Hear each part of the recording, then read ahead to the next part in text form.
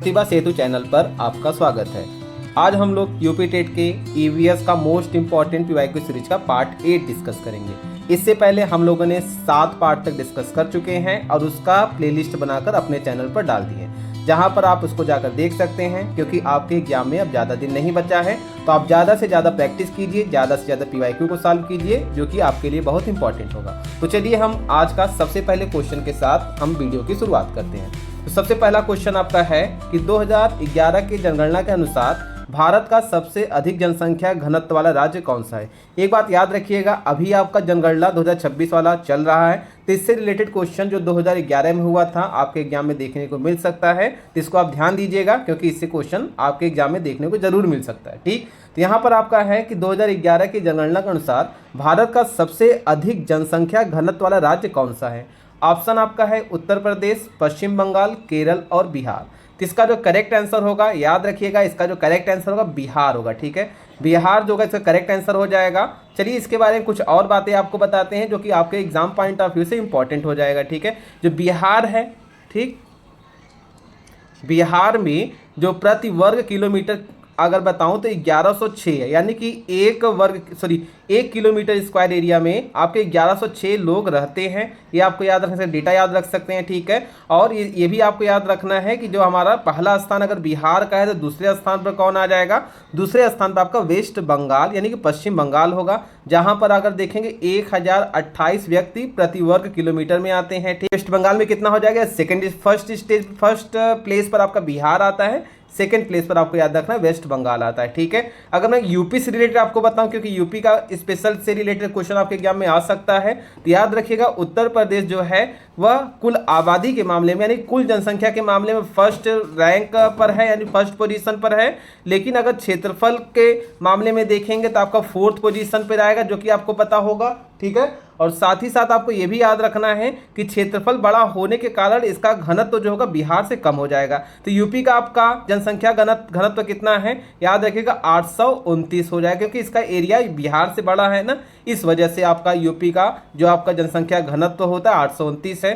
तो इस क्वेश्चन का आपका करेक्ट आंसर हो जाएगा बिहार, जो कि आपको फर्स्ट पोजीशन पर आएगा। ठीक है, अगर हम लोग टोटल बात करें, यानी कि आपका यूटीज को भी ले लें, ठीक है, यूटीज को ले लें और स्टेट को ले लें, तो इस हिसाब से हमारा सबसे ज्यादा घना जनसंख्या वाला राज्य कौन सा हो जाएगा, दिल्ली हो जाएगा। याद रखिएगा दिल्ली, क्योंकि अगर दिल्ली हमारा क्या तो यूटीज में आता है, यानी कि आपका केंद्र शासित प्रदेश में आता है, जिसमें जनसंख्या घनत्व कितना है 11,320 है। ठीक है, आपको ये बातें याद रखना है। यानी कि अगर हम राज्य वाइज देखेंगे तो आपका यहाँ पर बिहार नंबर 1 में आएगा। अगर हम ओवरऑल इंडिया में देखेंगे, आपका यूटीज और स्टेट सबको लेकर देखेंगे, तो यहाँ पर हमारा दिल्ली आ जाएगा नंबर 1 पे। ठीक है, थोड़ा सा अंतर है इन दोनों क्वेश्चन में, इसको आपको याद रखना है। ठीक है, चलिए हम लोग अगले क्वेश्चन पे चलते हैं।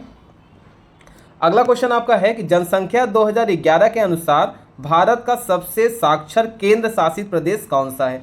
यहाँ पर याद रखिए क्वेश्चन आपका आया है यूटीज से रिलेटेड आया है। ठीक है, ऑप्शन आपके चारों केंद्र शासित प्रदेश दिए, जैसे दिल्ली हो गया, चंडीगढ़, पुडुचेरी और लक्षद्वीप। इसका जो करेक्ट आंसर होगा, याद रखिएगा, इसका जो करेक्ट आंसर हो जाएगा लक्षद्वीप हो जाएगा। ठीक है, लक्षद्वीप जो है आपका एक केंद्र शासित प्रदेश है, और इसकी जो साक्षरता दर कितनी है, तो आपको याद रखना है 91.85%। ठीक है, कितनी है, 91.85% है। ठीक है, यदि राज्यों और केंद्र शासित प्रदेश दोनों को मिलाकर देखा जाएगा तो कौन सा स्टेट टॉप कर जाएगा, तो आपको याद रखना केरल। ठीक है, आप पहले से भी जानते होंगे केरल सबसे ज्यादा साक्षर वाला राज्य है, जहां की साक्षरता अप्रॉक्सीमेटली 94% है। ठीक है, जो कि क्या होगा लक्षद्वीप के बाद दूसरे स्थान पर आ जाएगा। ठीक है, यहां पर आपको याद रखना है। ठीक, अच्छा, यहां पर मैंने जो बताया कि लक्षद्वीप हमारा दूसरे स्थान पर आएगा, केरल आपके फर्स्ट पोजीशन पे आएगा। कौन से केस में, जब हम लोग पूरे यूटीज और स्टेट को मिलाकर बात करेंगे। अगर सिर्फ यूटीज की बात करेंगे तो हमारा लक्षद्वीप टॉप करेगा, और केवल स्टेट की बात करेंगे तो हमारा केरल टॉप करेगा। इतनी बातें आपको याद रखना है। ठीक है,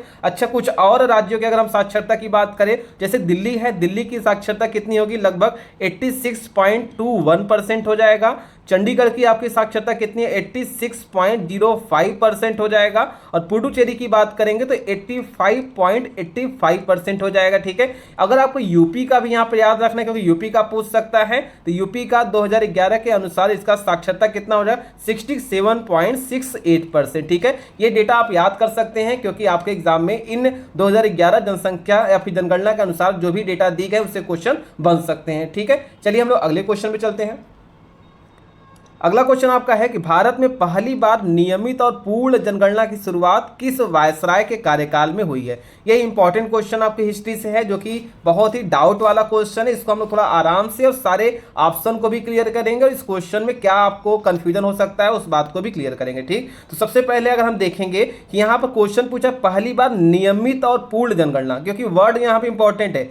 जिस सेंटेंस जो दिया है इस सेंटेंस के बेस पर कुछ थोड़े बहुत चेंजेस करके इसका पूरा का पूरा क्वेश्चन चेंज भी हो सकता है। तो यहाँ पर लिखा नियमित और पूर्ण जनगणना की शुरुआत किस वायसराय के काल में हुई है, तो यहाँ पर आपका जो ऑप्शन नंबर बी होगा लॉर्ड रिपन। ठीक है, लॉर्ड रिपन यहाँ पर करेक्ट हो जाएगा। ठीक है, तो याद रखिएगा इन्होंने पहली नियमित और पूर्ण जनगणना की शुरुआत किया था। कब किया था, याद रखिए 1881 में, 1881 में इन्होंने क्या किया था, जनगणना की शुरुआत की। जो नियमित है, नियमित का मतलब क्या नहीं, हर 10 साल में क्या होगा फिर से जनगणना किया जाएगा, यानी कि इसके इसी मतलब कि बोल सकते हैं 1881 के बाद से हर 10 साल बाद इसकी जनगणना कराने का नियम बना दिया गया था। ठीक है, लेकिन अगर क्वेश्चन पूछे भारत में पहली बार जनगणना किसने शुरू किया था, तो याद रखिएगा 1872 में लॉर्ड मेयो। ठीक है, आपको नाम याद रखना है लॉर्ड मेयो का। ठीक है, आपको ऑप्शन भी दिया है। लॉर्ड मेयो ने क्या किया था, भारत की पहली जनगणना की शुरुआत किया था। लेकिन क्या है कि इसकी तो शुरुआत 1872 में तो हो गई थी, लेकिन वो पूरे देश में एक साथ और पूर्ण रूप से नहीं हो पाई थी। इस वजह से हम लोग यहाँ नियमित की जब बात करते हैं तो लॉर्ड रिपन की बात या फिर नाम आएगा आपका। और अगर हम जाने कि जनगणना की शुरुआत किसने किया था, तो आपका लॉर्ड मेयो का नाम आपको याद रखना है। दोनों ऑप्शन में कंफ्यूजन हो सकता है क्योंकि कभी कभी बच्चे लॉर्ड मेयो को भी क्लिक कर सकते हैं, तो आपको वहां पर गलत हो जाएगा। नियमित की बात करेगा तो लॉर्ड रिपन, और अगर आपको पहली बार जनगणना की बात करेगा लॉर्ड मेयो। ठीक है, इसमें कंफ्यूजन हो सकता है, इसलिए मैं इसको बार बार आपको बता रहा हूं क्योंकि आपके लिए इंपॉर्टेंट हो जाएगा। ठीक है, इस बात आपको याद रखना है। अच्छा, लॉर्ड कर्जन से रिलेटेड आपको कौन सी पॉइंट याद रखना है, तो 1905 में, ठीक है 1905 में बंगाल विभाजन के लिए इनको जाना जाता है, यानी कि इन्होंने बंगाल विभाजन में एक इंपॉर्टेंट रोल प्ले किया था। तो याद रखिएगा बंगाल विभाजन। ठीक है, बंगाल विभाजन 1905 में हुआ था, तो उसमें लॉर्ड कर्जन का नाम आता है। लॉर्ड डलहौजी से रिलेटेड आपको 2-3 पॉइंट याद रखना है क्योंकि ये एक महत्वपूर्ण कह सकते हैं आपका लॉर्ड डलहौजी ने कुछ महत्वपूर्ण काम किए थे, कार्य किए थे अपने कार्यकाल में, तो याद रखना है। ठीक है, तो इन्होंने सबसे पहले आप सुने होंगे भारत में रेलवे की शुरुआत किसके कार्यकाल में हुआ था, तो भारत में रेलवे की शुरुआत आपका लॉर्ड डलहौजी के कार्यकाल में ही हुआ था। साथ ही साथ टेलीग्राफ, ठीक है टेलीग्राफ की शुरुआत भी इन्हीं के कार्यकाल में हुआ था। साथ ही साथ जो हड़प नीति थी, ठीक है हड़प नीति थी, यह हड़प नीति की भी शुरुआत किसमें हुआ था, लॉर्ड डलहौजी के कार्यकाल में ही हुआ था। तो इनका कार्यकाल कब से कब तक का है, तो याद 1848 से 1856 तक का इनका कार्यकाल है। तो आपको ये याद रखना है लॉर्ड डलहौजी से रिलेटेड कि रेलवे की शुरुआत, टेलीग्राफ की शुरुआत और हड़प नीति किसने दिया था, लॉर्ड डलहौजी ने दिया था। और इनका आपका कार्यकाल का समय याद रखना 1848 से 1856 तक। ठीक, चलिए हम लोग अगले क्वेश्चन पे चलते हैं। अगला क्वेश्चन है कि हाल ही में रामसर साइट घोषित यशवंत सागर आर्द्रभूमि भारत के किस राज्य में स्थित है। ठीक है, ये आपका थोड़ा डेटा या फिर बोल सकते हैं करंट से रिलेटेड आपका है। करंट ना बोल करके हम बोल सकते हैं एक प्रकार से ये करंट से रिलेट करके आपका एक क्वेश्चन बनाया गया है, जो कि बहुत करंट की तो बात नहीं है, लेकिन फिर भी आपको याद रखना है कि जो यशवंत सागर है सबसे पहले ये किस राज्य में है, तो आपको करेक्ट आंसर याद है एमपी में, मध्य प्रदेश में आपका यशवंत सागर आर्द्रभूमि स्थित है। ठीक है, और इसे कब आपको रामसर साइट में नामित किया गया था, तो याद रखिए 2022 में।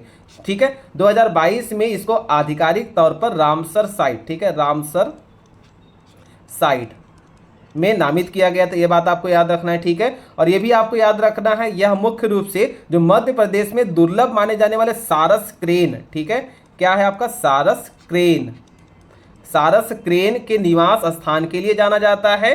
और यह इंदौर शहर को पानी की आपूर्ति करने वाले प्रमुख स्रोतों में से भी एक है। ठीक है, यानी आपको पता होगा कि ये जो जो आपका ये मध्य प्रदेश का रामसर साइट है, यशवंत सागर, ये है कौन से सिटी में? तो याद रखिएगा इंदौर जिले में ये आपका स्थित है और ये इंदौर में पानी की आपूर्ति के लिए भी इंपॉर्टेंट रोल प्ले करता है, यानी पानी की आपूर्ति भी इसी के माध्यम से होता है। इतनी बातें आपको याद रखना है क्योंकि इंपॉर्टेंट हो जाएगा। ठीक है, चलिए हम लोग अगले क्वेश्चन की तरफ चलते हैं, क्वेश्चन नंबर 5 की बात करें। ठीक है, तो क्वेश्चन नंबर 5 जो हमारा है कि भारत के किस राज्य में राष्ट्रीय उद्यानों की संख्या सबसे अधिक है? ठीक है, तो यहाँ पर ऑप्शन आपका असम, अंडमान निकोबार, एमपी और राजस्थान। तो इसमें फिर से आपका जो करेक्ट आंसर कौन सा हो जाएगा? एमपी। ठीक है, मध्य प्रदेश में जो नेशनल पार्क है इनकी संख्या सबसे अधिक होती है। कितनी होती है अगर आपसे पूछ लेगा तो आपको करेक्ट आंसर बताना 12 होती है, यानी 12 राष्ट्रीय उद्यान होते हैं, जिसमें कुछ महत्वपूर्ण नाम मैं आपको बता देता हूं। जैसे कान्हा नेशनल पार्क आपने सुना होगा, मध्य प्रदेश में है। ठीक है,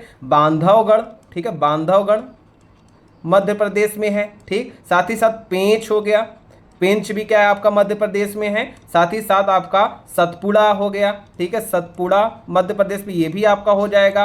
पन्ना हो गया। ठीक है, पन्ना नेशनल पार्क। ये सब क्या है? कुछ महत्वपूर्ण नेशनल पार्क है जो कि मध्य प्रदेश में स्थित है। और टोटल कितने हैं? तो 12 है। इस वजह से हम कह सकते हैं इसका करेक्ट आंसर कौन सा हो जाएगा? ऑप्शन नंबर सी इसका करेक्ट आंसर हो जाएगा। ठीक है, अगर आपसे पूछा जाए केंद्र शासित प्रदेश में सबसे अधिक कौन से राज्य में होगा, तो ये अगर बताएं तो यहाँ पर आपका जो अंडमान और निकोबार द्वीप समूह होगा वो केंद्र शासित प्रदेशों में से एक है और वहां पर देखा जाए तो नेशनल पार्कों की संख्या 9 होती है, जो कि यूटीज के हिसाब से फर्स्ट पोजीशन पर आ जाएगा, लेकिन ओवरऑल स्टेट के हिसाब से एमपी आ जाएगा। तो इतनी बातें आपको याद रखनी है। ठीक है, असम में भी कितने होते हैं? लगभग आपको याद रखना है, असम में 7 राष्ट्रीय उद्यान होते हैं, जिसमें से कुछ नाम आपको सुना होगा, काजीरंगा हो गया। ठीक है, काजीरंगा, मानस हो गया। ठीक है, मानस, ये सब क्या है? आपके असम में स्थित राष्ट्रीय उद्यान है। ठीक है, इतनी बातें आपको याद रखना है। चलिए हम लोग अगले क्वेश्चन पे चलते हैं।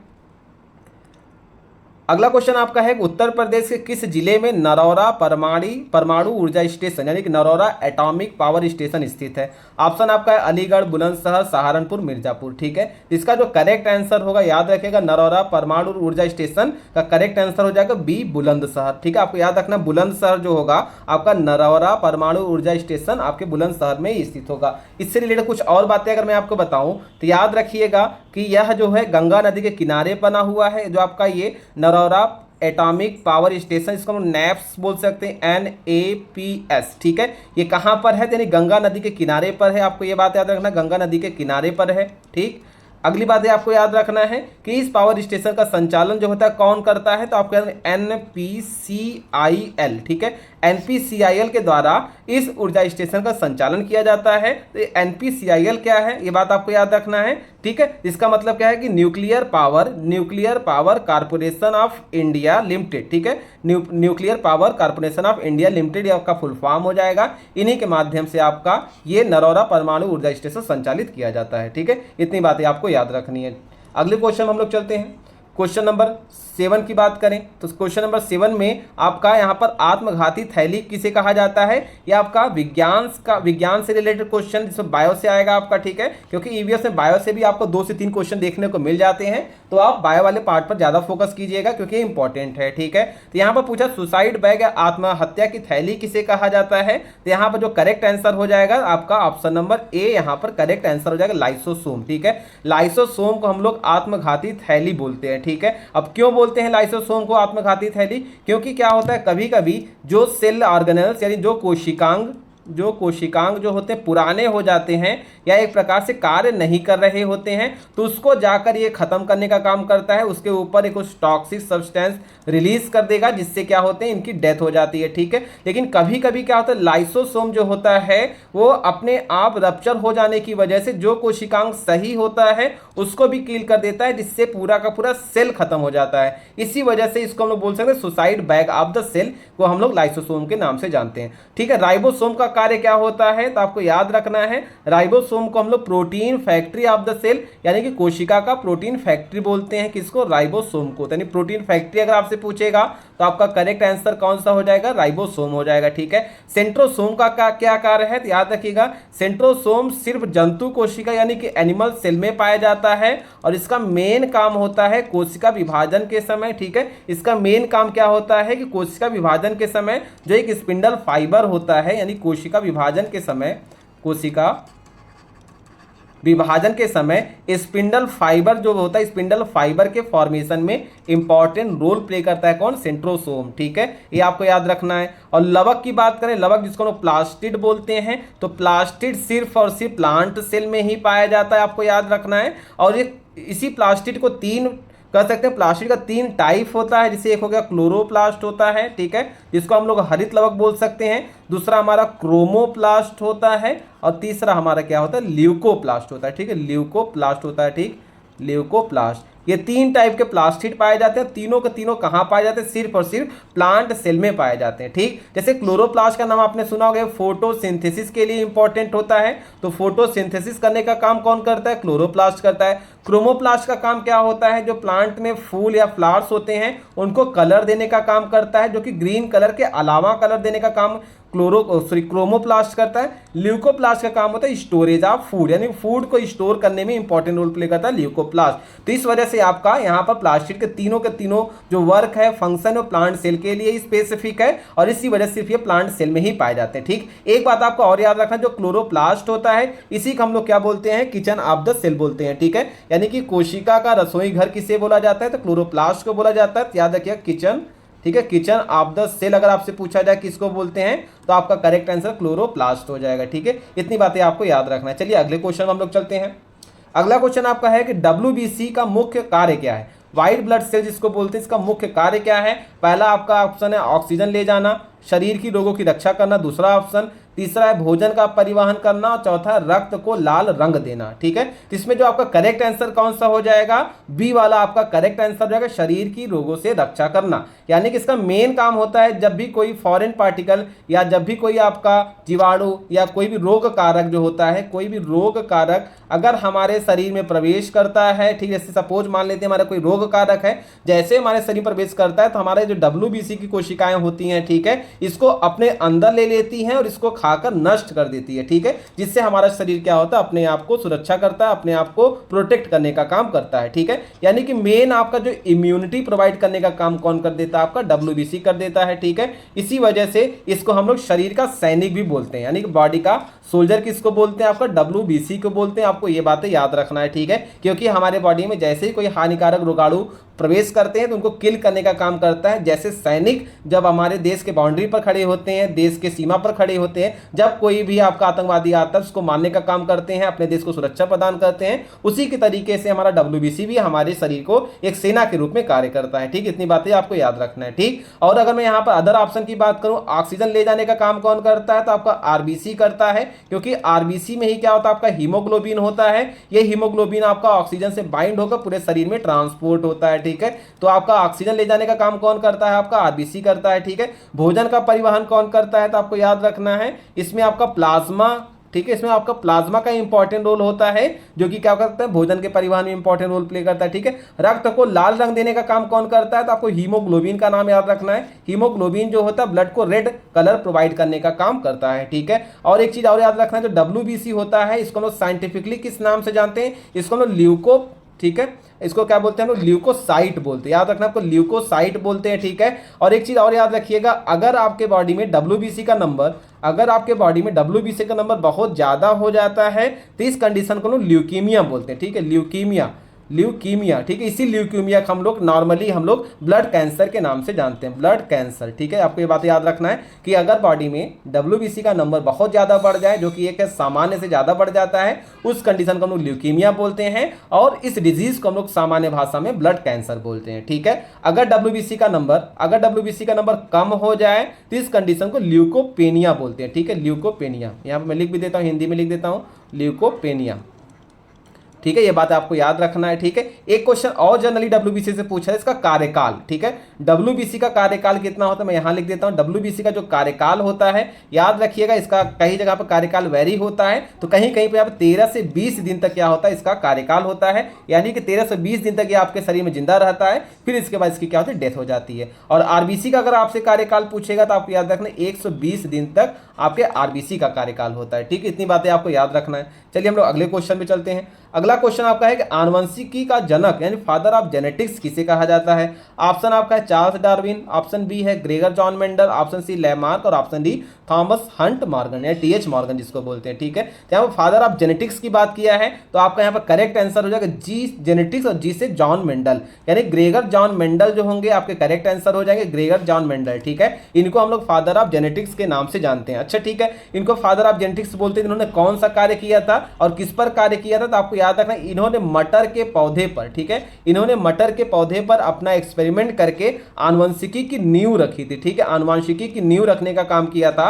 इन्होंने बताया कि मटर के पौधे में लक्षण किस प्रकार से एक पीढ़ी से दूसरी पीढ़ी में स्थानांतरित होते हैं और उनके लक्षण किस प्रकार से कंट्रोल होते हैं, इसके बारे में इन्होंने बताया था। ठीक है, इतनी बातें आपको याद रखना है। चार्ल्स डार्विन जो है आपके जैव विकास से संबंधित है, इनको विकासवाद का जनक या फादर ऑफ इवोल्यूशन के नाम से जानते हैं। ठीक है, फादर ऑफ इवोल्यूशन अगर आपसे पूछे किसको कहा जाता है तो आपको याद रखना है नाम को चार्ल्स डार्विन। ठीक है, चार्ल्स डार्विन का नाम आपको याद रखना है। ठीक है, इन्होंने एक बहुत ही फेमस सिद्धांत दिया था जिसका नाम है प्राकृतिक चयन का सिद्धांत, यानी कि selection theory of natural selection, theory of natural selection. ये बहुत ही इंपॉर्टेंट है कि नेचुरल सिलेक्शन की थ्योरी किसने दिया था, तो आपका नाम याद रखना चार्ल्स डार्विन का। ठीक है, इस थ्योरी के अकॉर्डिंग ये बताया जाता है कि जो भी स्पीसीज होती है उसको कौन सेलेक्ट करता है, उसको जो होता है नेचर सेलेक्ट करता है। नेचर क्या करता है, जो भी स्पीसीज फिटेस्ट होती है उसको सेलेक्ट करके उसको आगे के प्रोजेनी में ट्रांसफर करता है और बाकी जो स्पीसीज होती है उसको एलिमिनेट कर दिया जाता है। तो चार्ल्स डार्विन से रिलेटेड इतनी बातें आपको याद रखना है। फिर से मैं रिपीट कर देता हूं, father of evolution Charles Darwin, इनके थ्योरी का नाम थ्योरी ऑफ नेचुरल सिलेक्शन है। ठीक है, अब आते हैं अगला सी जो हमारा ऑप्शन लैमार्क क्या है, तो लैमार्क के बारे में आपको याद रखना है, इन्होंने विकासवाद के संबंध में एक थ्योरी दिया था जिसको बोलते हैं theory of inheritance of acquired character, यानी कि अर्जित लक्षणों की वंशागति का सिद्धांत। ये आपके इंपॉर्टेंट है, अर्जित लक्षणों, ठीक है, अर्जित लक्षणों की वंशागति का सिद्धांत, की वंशागति का सिद्धांत। ठीक है, ये किसने दिया था, तो आपको नाम याद रखना लैमार्क का। ठीक है, लैमार्क का नाम भी इंपॉर्टेंट है क्योंकि ये भी क्या करते थे, बहुत सारे एक्सपेरिमेंट उस टाइम पर किया था जिसके माध्यम से इन्होंने जैव विकास से संबंधित कुछ थ्योरीज दिया था। इतनी बातें आपको याद रखना, अर्जित लक्षणों की वंशागति का सिद्धांत। अच्छा, इस थ्योरी के अकॉर्डिंग क्या है कि जो भी लक्षण जो होता है स्पीसीज उसको एक प्रकार से अर्जित करते रहता है, एक्वायर्ड करता है, वही लक्षण जो होता है एक पीढ़ी से दूसरी पीढ़ी में स्थानांतरित होते हैं। किसने दिया था सिद्धांत, लैमार्क ने दिया था। ठीक है, इन्होंने अपना जो एक्सपेरिमेंट या फिर अपना जो ऑब्जर्वेशन किस पर किया था, जिराफ पर किया था। ठीक है, जिराफ पर इन्होंने बताया जो जिराफ पहले थे बकरी के समान छोटे हाइट के हुआ करते थे, जब जमीन पर घास वगैरह खत्म हो गया तो यही बकरी के समान पाए जाने वाले जिराफ अपने गर्दन को ऊंचा करके जो यहां पर आपका कह सकते हैं हाइट पर पाए जाने वाले पेड़ों की पत्तियां थी उसको खाने लगे, जिससे उनके गर्दन की कोशिकाएं धीरे धीरे कह सकते हैं उसमें परिवर्तन हुआ और इनके गर्दन लंबे होने शुरू हो गए। और ये लक्षण क्या है, आगे की तरफ क्या हो गया, स्थानांतरित हो गया और उसके बाद जितने भी जिराफ फिर पैदा होने लगे उनके गर्दन ऑटोमेटिक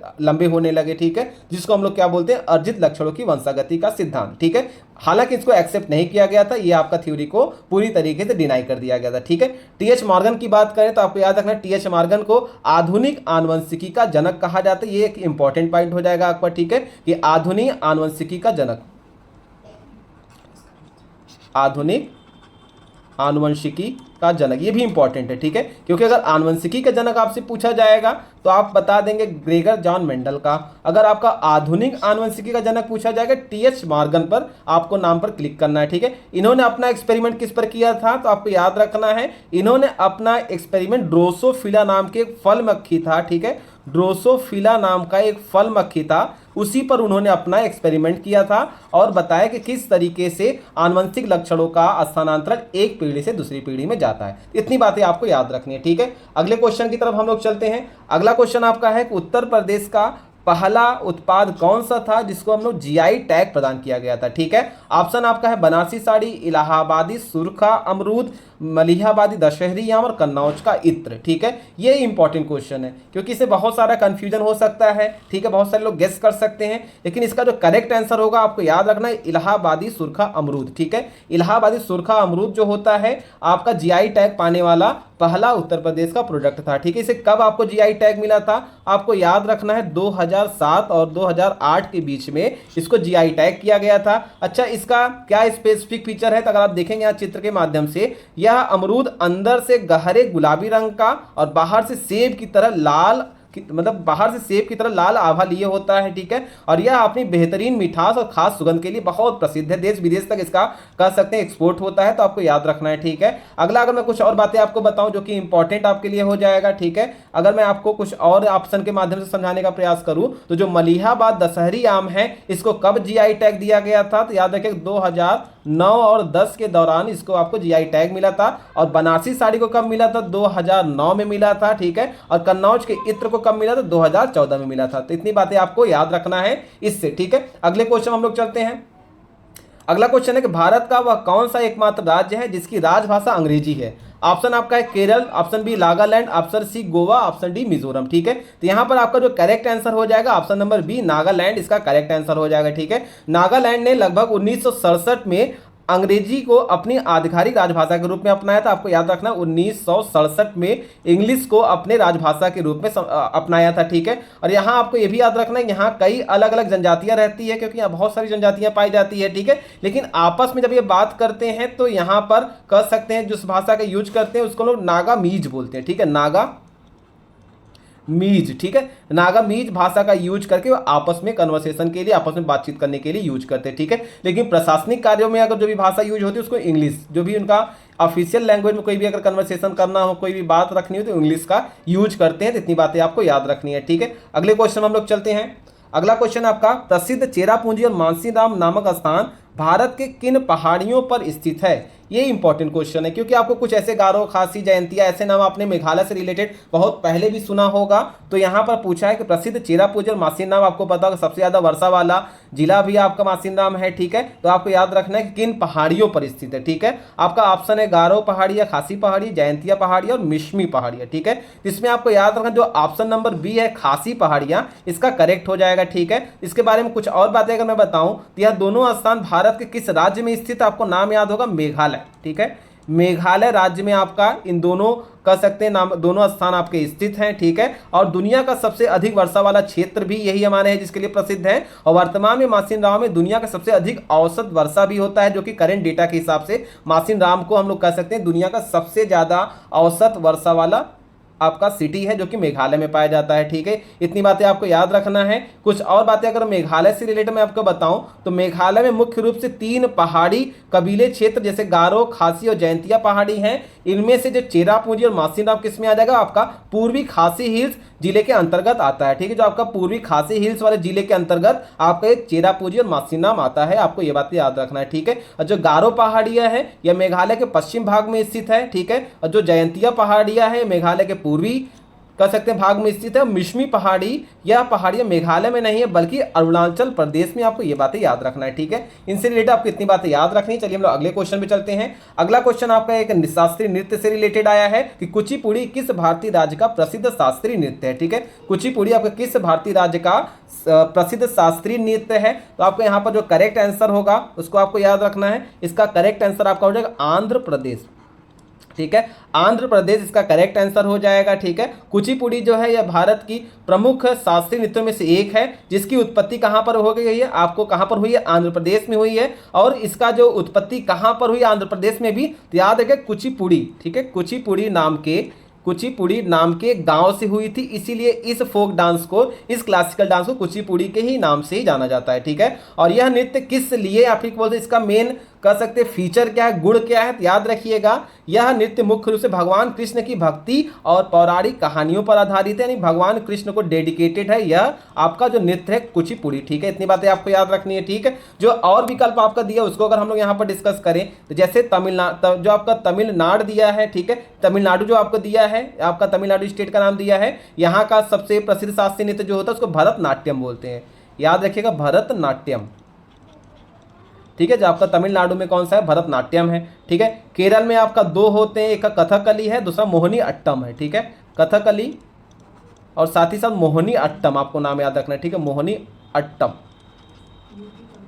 ठीक है, और साथ ही साथ अगर मैं आपको यूपी का बताऊं तो आपको याद रखिएगा यूपी में आपका कथक फेमस है। ठीक, कथक यूपी का है और कथकली कहाँ का है, केरल का है, ये बात आपको याद रखना है। ठीक है, और ओडिशा की अगर मैं बताऊं तो ओडिशा में आपका ओडिसी होता है, जो कि आपका ओडिसी इसी के नाम से है, जिसको आप आसानी से पहचान जाएंगे। ठीक है, और आंध्र प्रदेश में आपका कुचिपुड़ी है, तो आपको इतनी बातें याद रखनी है। ठीक है, तो ये आपको इंपॉर्टेंट क्वेश्चन है, इसको आपको याद रखना है क्योंकि ये आपसे क्वेश्चन फिर से बन सकता है क्लासिकल डांस से। चलिए अगले क्वेश्चन हम लोग चलते हैं। अगला क्वेश्चन है कि सूर्य की ऊर्जा का मुख्य स्रोत निम्नलिखित में से कौन सी वैज्ञानिक प्रक्रिया के द्वारा होता है, यानी कि सूर्य से जो ऊर्जा मुक्त होता है वो कौन सा उसमें रिएक्शन या कौन सी प्रक्रिया होती है जिससे सूर्य से एनर्जी रिलीज होता है। ऑप्शन आपका है नाभिकीय विखंडन, नाभिकीय संलयन, रासायनिक दोहन और प्रकाश विद्युत प्रभाव। ठीक है, इसका जो करेक्ट आंसर हो जाएगा नाभिकीय संलयन हो जाएगा या न्यूक्लियर फ्यूजन जिसको बोलते हैं। ठीक है, न्यूक्लियर फ्यूजन। इसमें क्या होता है, जब दो हल्के परमाणु जैसे में आपका हाइड्रोजन हो गया, ठीक है, अत्यधिक उच्च तापमान और दबाव पर आपस में मिलकर क्या करते हैं, एक भारी नाभिक बनाते हैं। ठीक है, यानी कि जैसे मान लेते हैं आपका हाइड्रोजन हीलियम बहुत हल्के हमारे क्या है एलिमेंट है। ठीक है, ये क्या करते हैं हाई टेम्परेचर पर क्या होते हैं और हाई दबाव पर आपस में मिलकर एक भारी नाभिक बना लेते हैं। ठीक है, जैसे हीलियम बना लेंगे, ठीक है, हीलियम बना लेते हैं। ठीक है, तो इस प्रक्रिया को नाभिकीय संलयन कहते हैं। ठीक है, इस प्रक्रिया जैसे संलयन का मतलब ही क्या है, फ्यूजन का मतलब है मिलना। ठीक है, यानी कि जब हाइड्रोजन और हाइड्रोजन मिल जाते हैं क्या बन जाता है, आपका हीलियम बन जाता है। ठीक है, हाइड्रोजन और हाइड्रोजन हाई टेम्परेचर और हाई प्रेशर में आपके मिलकर हीलियम का निर्माण कर लेते हैं और इसी प्रक्रिया में क्या बहुत भारी मात्रा में ऊर्जा बाहर निकलती है, जिससे क्या होता है सूर्य अपनी ऊर्जा को मुक्त करता है। ठीक है, इतनी बातें आपको याद रखना है। अगर ये काम कैसे करता है ये समझे तो सूर्य का जो अधिकांश हिस्सा होता है हाइड्रोजन और हीलियम गैस से बना होता है और सूर्य के केंद्र में लगातार 4 हाइड्रोजन नाभिक मिलकर एक हीलियम नाभिक का निर्माण करते रहते हैं, जिस प्रकार से सूर्य लगातार ऊर्जा का उत्सर्जन करता रहता है। इतनी बातें आपको याद रखना है। ठीक है, चलिए हम लोग अगले क्वेश्चन की तरफ चलते हैं। अगला क्वेश्चन आपका है कि यूपी की सबसे बड़ी नहर कौन सी है। ठीक है, यूपी की सबसे बड़ी नहर पूछा है, ऑप्शन आपका है ऊपरी गंगा नहर, शारदा नहर, आगरा नहर और निचली गंगा नहर। ठीक है, तो आपको याद रखना है यूपी की सबसे बड़ी नहर की बात पूछा है तो शारदा नहर आपको याद रखना है। इसका करेक्ट आंसर कौन सा हो जाएगा, शारदा नहर हो जाएगा। ठीक है, और एक चीज आपको यह भी याद रखना है कि इसका उद्गम कहां से होता है, तो याद रखिएगा यह नेपाल सीमा के पास पीलीभीत जिले के, मैं लिख भी देता हूं, यह नेपाल सीमा के पास क्या है आपका एक पीलीभीत जिला है। ठीक है, पीलीभीत, ठीक है, पीलीभीत जिले के बनबसा नामक स्थान से। ठीक है, बनबसा, पीलीभीत जिले के बनबसा नामक स्थान से क्या है शारदा नदी से निकलता है हमारा कौन, शारदा नहर निकलता है। ठीक है, इसका निर्माण कार्य कब हुआ था आपको याद रखना, 1920 में शुरू हुआ था और यह पूरी तरीके से कंप्लीट कब हुआ था, 1928 में पूरी तरीके से कंप्लीट हुआ था। इतनी बातें आपको याद रखना है। ठीक है, और इसकी सभी शाखाओं और उप शाखाओं को मिलाकर अगर देखा जाए इसकी कुल लंबाई लगभग कितनी होती है, लगभग 12,368 किलोमीटर क्या होता है इसकी पूरी लंबाई है। ठीक है, जो उत्तर प्रदेश सबसे बड़ी नहर प्रणाली बनाती है। इतनी आपको पॉइंट आपको याद रखना है क्योंकि ये इंपॉर्टेंट पॉइंट में से एक है। ठीक है, तो आज की वीडियो में हमने टॉप 15 ईवीएस क्वेश्चन को डिस्कस किया है जो कि आपके एग्जाम पॉइंट ऑफ व्यू से बहुत इंपॉर्टेंट है, क्योंकि आपको पता है यूपी टेट में अब आपके ईवीएस से बहुत सारे ऐसे यूपी स्पेशल हो गए, बहुत सारे ऐसे फैक्चुअल क्वेश्चन पूछे जाते हैं जो कि जीएस से रिलेटेड होते हैं। तो हम अपने चैनल पर यूपी टेट से ईवीएस से जितने भी इंपॉर्टेंट क्वेश्चन हो सकते हैं सारे इंपॉर्टेंट क्वेश्चन को पीवाईक्यू के फॉर्म में आपके सामने डिस्कस कर रहे हैं, आपके सामने लेकर आ रहे हैं। तो आप इसको देखिएगा, आपको इससे जरूर फायदा मिलेगा।